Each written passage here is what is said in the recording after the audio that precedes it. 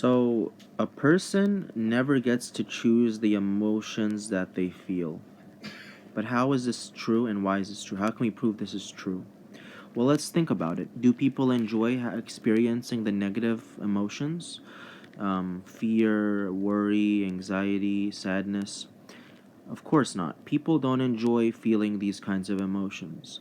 Even in an abusive situation, even in a lonely situation, even in a happy situation, circumstance, I should say, a heart, if it was truly feeling its own emotions that it's creating for itself, which I used to think before that I create my own emotions for myself, this is not the case. We live in a spiritual world, and it's true only that we receive emotions that are sent to us. Otherwise, in an abusive situation, a lonely situation, a positive situation, a person would only choose to make themselves feel positivity and positive emotions. There would be no reason for a person to create needless emotional suffering for themselves.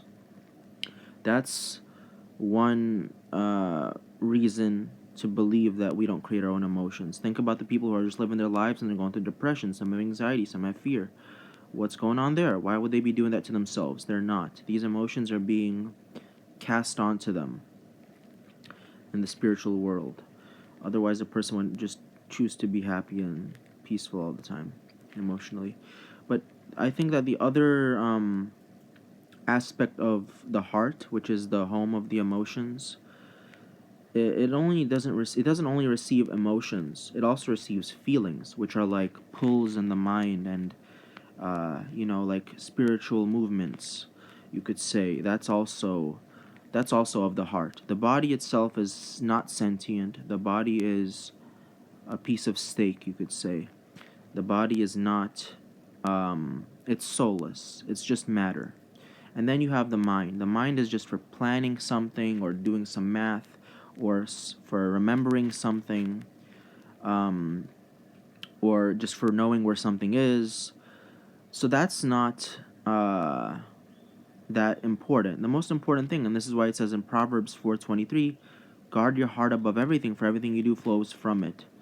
So it says, guard your heart above everything. This is the most important thing because, yeah, you might suffer physically from hunger or a physical wound.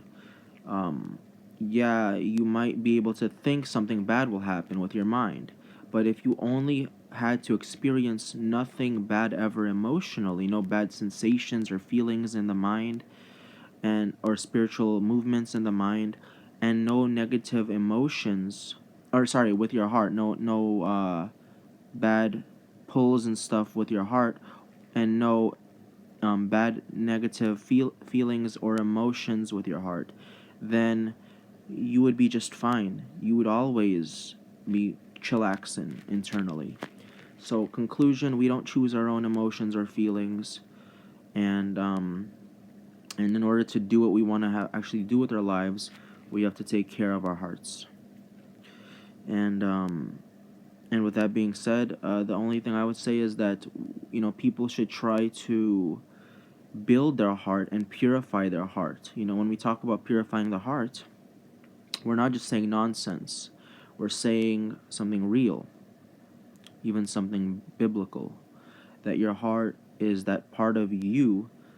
Since you're three-dimensional, you could say that heart is that third part or the first or whatever part of you that everything else stems from.